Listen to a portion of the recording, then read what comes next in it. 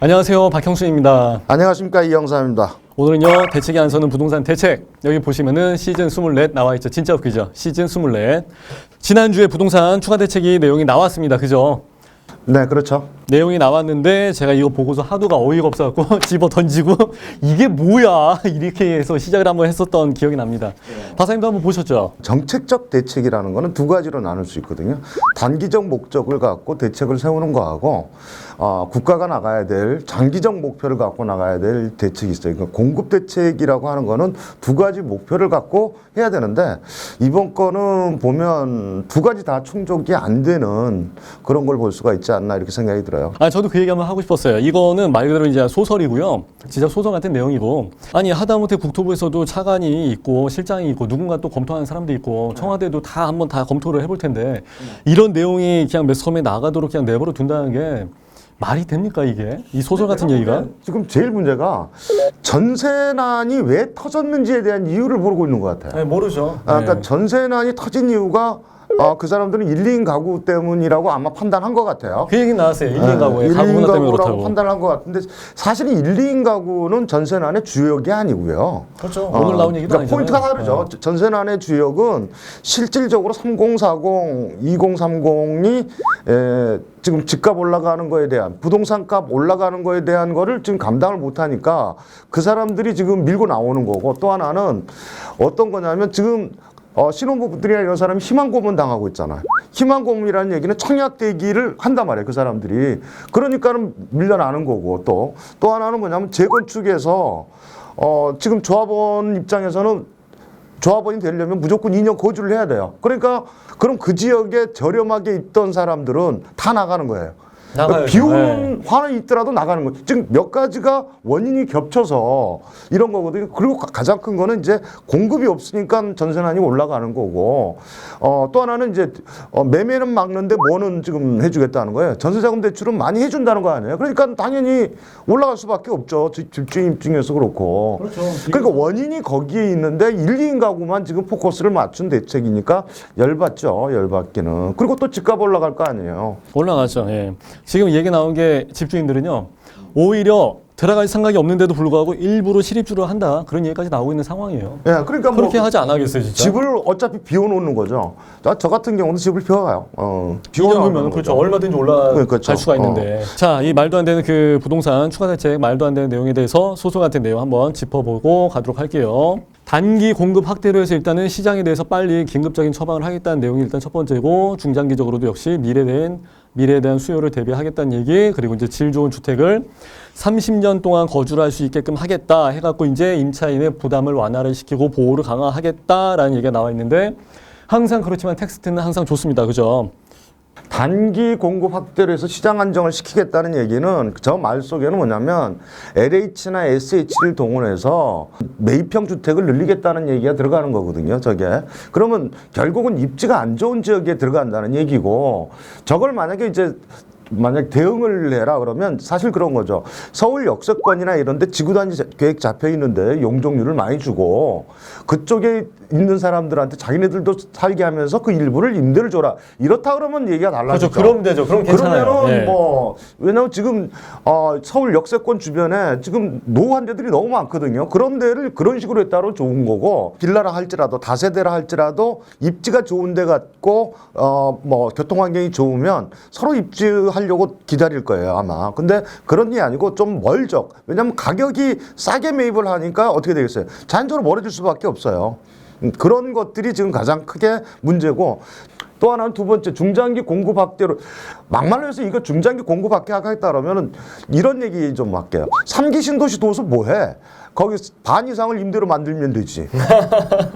질 좋은 주택 30년 거주 여러 가지로 실패를 했지만 이렇게 하려면 제일 좋은 게 그거거든요. 역세권이나 질 좋은 주택 3기 신도시 해서 다 몽땅을 해서 임대주택을 주는 거예요. 국가가.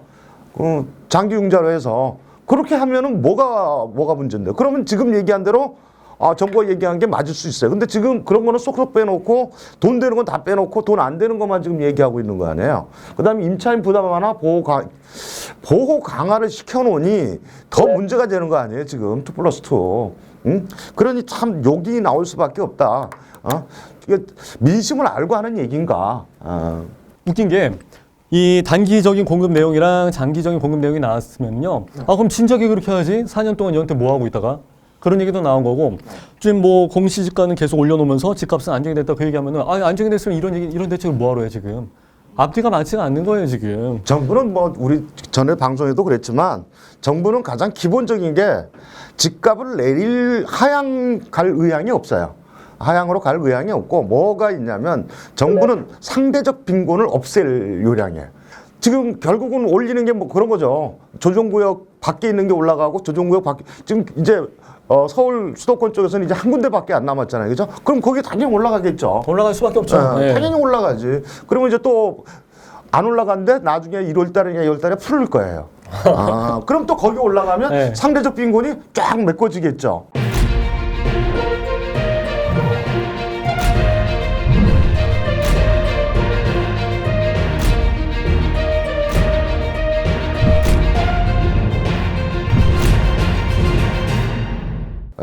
그런 거고 또 하나는 이제 부동산 주요 대책 중에서 보시면 공실 상가하고 오피스. 야, 공시상가 그다음에 여기서 이제 완전 맛이 가버린 거죠. 네. 상가하고 오피스는 이건 좀 문제가 많이 있다고 봐요. 왜냐하면 상가하고 오피스가 거주하는 데가 입주 환경이 결코 좋은 데가 아니에요. 오피스텔이면 좋죠.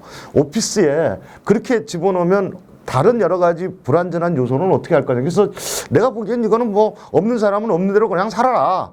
뭐 이런 거밖에 더 되지 않나 이렇게 생각을. 이렇게 해서 월세를 얼마 받겠다는 얘기예요.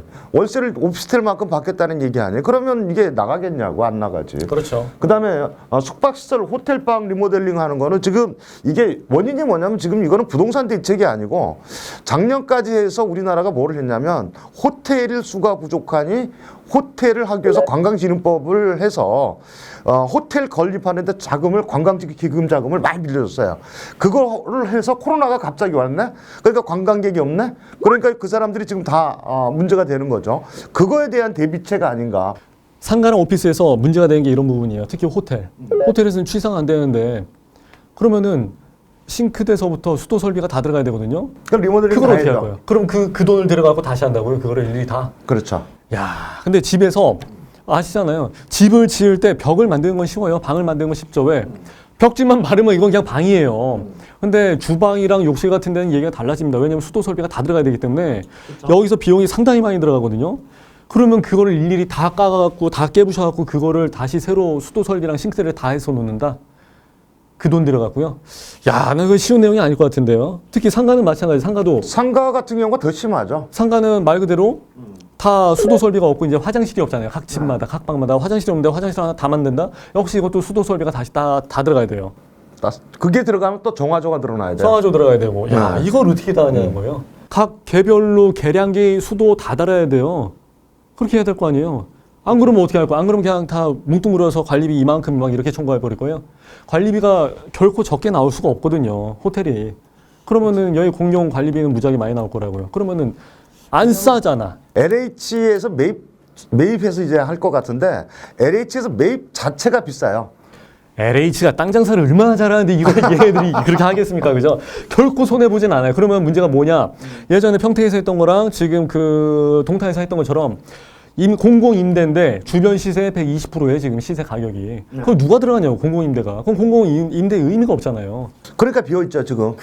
상당히 많이 비어있는 게 아주 낙후되어 있거나 너무 비싸니까 안 들어가는 거거든요. 그러니까 이게 단기적인 목표하고 장기적인 목표에서 이게 지금 전세난이 있다고 그래서 이렇게 할 거는 아니라는 얘기죠. 그렇죠. 다시 말해 이제 차근차근 해서 지금은 올라가도 어쩔 수 없지만 그 사과를 하고 도리어 그 역세권이나 이런 데 지구 단위로 돼 있거나 지금 낙후되어 있는 각 역세권들을 개발을 어떻게 빨리 해서 거기에 임대를 상당히 용적률에 대한 거를 많이 줘서 풀어줘야죠. 그거를 바꿔내는 방법을 선택을 해야죠. 근데 지금 정책 기조상 절대 그렇게 할 수가 없는 거예요. 뱉어는 내뱉은 얘기가 있으니까 부동산부 투기와 전제하고 계속 눌러내고 있는데 그거 허용해주면은 이거 다 띄워버리는데 어떻게 하냐고. 그거는 차마 못할 것이고, 그죠? 그거는 풀어줘야 되는 거 아닌가 이런 생각이 들어요. 저도 맞아요. 그렇게 가야 되긴 지구 하는데. 단위로 해서 그건 어차피 뭐 풀어줘서 올려줘야 되는 게 아닌가 이런 생각이 듭니다. 예. 자존심을 굽히면서까지 그렇게 과연 할까? 노무현 대통령은 예전에 진짜 인간적으로 그 얘기가 나왔어요. 저는 그때 찍지는 않았지만은 임기 4년 차가 이때쯤 됐었죠. 그때 한번 대국민 연설하면서 정말 죄송하다고 미안하다고 부동산은 정말 잡으려고 했는데 결국 못 잡았습니다. 정말 죄송합니다. 딱 그 얘기를 했었는데 문재인은 과연 그런 만큼까지 할 수 있을까? 못할 것 같아요.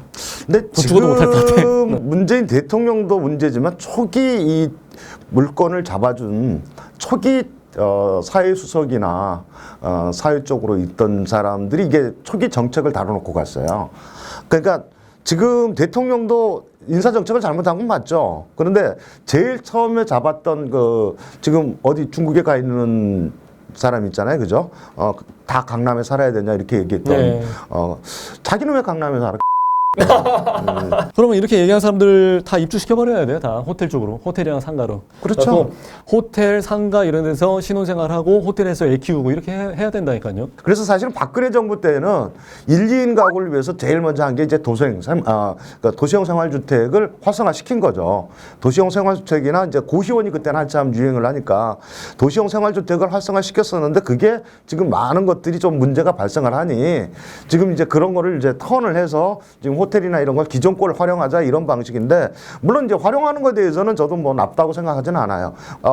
우리가 얘기하면 상가나 오피스 같은 경우는 진짜 사람 거주하기 힘든 정도로 만들어져 있거든요. 그래도 모텔은 그나마 낫고 호텔은 그나마 좀 나은 편인데 호텔 주변에는 호텔이 있죠. 모텔 주변에는 모텔이 있잖아요. 또 그렇죠. 자기 집 들어가는데 맨날 모텔 들어가는 느낌이야. 아니 거기 지나가서 출퇴근하다가 다른 사람 진짜 놀러 온 사람 만나면 그것도 진짜 웃길 것 같아요.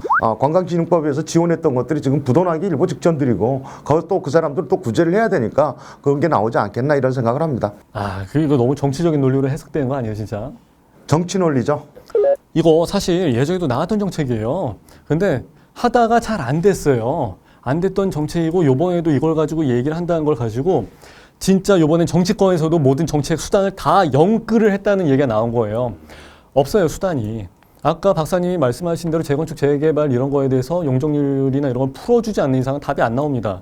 서울 시내 땅은 이미 다 정해져 있잖아요. 서울 시내 건축업자들이 건물을 올릴 땅이 없어요, 지금. 그것 때문에 난리예요. 땅이 없는데 재개발, 재건축해서 올리지 않으면은 어디서가 이걸 갖다 풀어요? 없어요. 그러니까 진짜 영혼까지 갖다 끌어서 그냥 말이라도 갖다 붙인 게 호텔 상가가 나와버린 거예요. 근데 실질적으로 여기다가 돈 때려박아갖고 수도 설비 다 해가지고 이게 과연 이 숫자가 나올 수 있을까? 시중 임대 가격보다 더 싸게? 오히려 공용 관리비가 이런 데 훨씬 더 많이 나오는데 호텔이요? 더군다나 호텔 출퇴근하면서 친구 만나면 어떻게 할 거예요, 거기서? 그러니까 이거는 애시당초 말도 안 되는, 그래서 제가 초반에 이건 소설 같은 얘기입니다라고 이야기한 거예요. 그리고 이제 또 한 가지 얘기 나오는 게 물량이죠. 물량이 나오는 게 사실 얼마 안 되는 것 같은데 이거 가지고 과연 간에 기별이나 갈까? 지금 내가 알기로는 임대 관련된 수요가 한 780만 정도로 알고 있거든요. 근데 여기 뭐 11만 호, 뭐 2만 4천 호 이거 가지고 과연 되겠나? 저는 택도 없을 것 같아요. 근데 이 물량이 다 풀린다 그러면 참 다행인데요. 이 물량도 연차적으로 풀리고 이 물량 자체가 지금 임대 구조에서 상당히 안 좋은 지역까지 포함하고 있다라는 거죠. 저도 이제 LH 매입 주택에 대한 뭐 여러 가지를 알아봤는데 실질적으로 그게 좋은 데에 나올 수가 없는 구조를 갖고 있습니다. 그래서 그런 것도 하나의 가장 큰 이유고 또 하나는 수도권에 직접적인 공급을 한다라는 것도 글쎄 별도의 공급이 있겠지만 LH가 그 전체적인 거를 다 어느 정도 감당을 해야 되는데 LH 자체에서도 굉장히 부정적인 걸로 알고 있습니다. 정부에서 얘기하는 것은 월세보다 전세를 선호하고 그러니까 거기에 대해서 반영을 해갖고 공공 전세를 도입을 하고 뭐 4+2도 하고 시세 90% 보증금으로 해서 진행을 한다 그랬는데 사실 지금의 정책이 아파트 실입주 정책 아닙니까? 그래서 지금 실입주, 입주장에서 전세와 월세가 물건이 없는 거예요. 다 실입주를 해버리니까 이 사람들은 자기 집이라도 있을 만한 사람이니까 실입주를 들어가는데 이 사람보다 더 힘든 사람이 전세와 월세 들어가는 사람 아닙니까? 근데 다 실입주에 그래버리니까 전세와 월세가 물건이 없는 거예요. 그냥 금액이 다 띄어버리고 하니까 참 어려워지는 것 같아요. 더군다나 이렇게 해서 공공임대를 뺀다 그러는데 정부가 공공임대를 감당할 수 있는 수준이 거의 시장에서 30% 이내거든요. 근데 옛날에 임대사업자 하라고 꽂혀놓고 나서 그 다음에 다 죽여버렸잖아요. 그렇죠. 그런 다음에 지금 와서 뭐 공공임대를 하겠다는데 뭐 11만 원 뭐 이러고 앉아있고 하니까 이게 정책이 이거를 지금 믿고 따라가야 되나? 난 진짜 이걸 대책이라고 내놨는데 말도 안 되는 거 아닌가? 자, 그리고 이서 이제 중형, 이제 조금 사이즈 큰 걸로 해서 공공 임대를 도입을 한다고 얘기가 나왔습니다. 이거는 좀 괜찮은 것 같아요. 이거는 이제 우리가 얘기하면 이런 거죠. 우리가 가장 중요한 게 지금 일기 신도시를 하면서 지금 전셋값을 올리는 가장 큰 거는 누구냐를 우리가 봐야 된다고 봐야 돼요. 베이비 부모 세대들이 이제 일기 신도시를 들어갔고 그 자녀들이 이제 3040들이 됐죠. 그래서 아파트에 대한 거를 어느 정도 체험을 하고 나면서부터 아파트에 대한 거에 대한 호응도가 굉장히 커요. 그래서 그분들 자체가 지금 전세에서 실입주를 하려고 하는 게 굉장히 강하죠. 그러니까 삶의 질이 올라갔다라는 거. 지금 공공 임대로해서 60하고 85까지를 늘린다. 이건 굉장히 찬성할 일이고 이렇게 어느 정도만 낼 게 아니고 사실은 소셜 믹스 쪽으로 이렇게 해서 완전히 분담되게 내는 게 아니고 몇 개 단지를 아예 내서 그러니까 3기 신도시 자체에서 대부분 물량 중에 몇 %를 공공 임대로 한다. 이런 식으로 나와야 유리한 게 아닌가. 그래서 이제 아까 나왔던 거에서는 이제 호텔 상가 나왔을 때 우리가 원하는 건 아파트인데 그렇죠. 그 얘기가 원래 나왔던 맞아. 거예요. 그래서 사실 우리가 원하는 건 그런 쪽에 신규 아파트적인 문제가 되는 거지. 지금 1, 2인 가구에 대한 전세난이나 이런 것도 심각하지만 이걸 그래서 관점이 달리 보여야 된다라고 얘기를 하는 겁니다. 그렇죠. 예. 자, 박사님, 저는 오늘 박사님의 그 마지막 멘트 있지 않습니까? 우리 현장에 와서 수정한 내용 있죠. 이건 진짜 명언이라고 생각합니다. 부동산은 경제 논리의 하나라고 생각을 합니다. 왜 이게 지금 전세가 올라갔고 우선 전세가 올라가는 거에 대한 원인 파악이 돼야 될 거고요. 그 원인을 엉뚱한 데서 지금 찾고 있지 않나.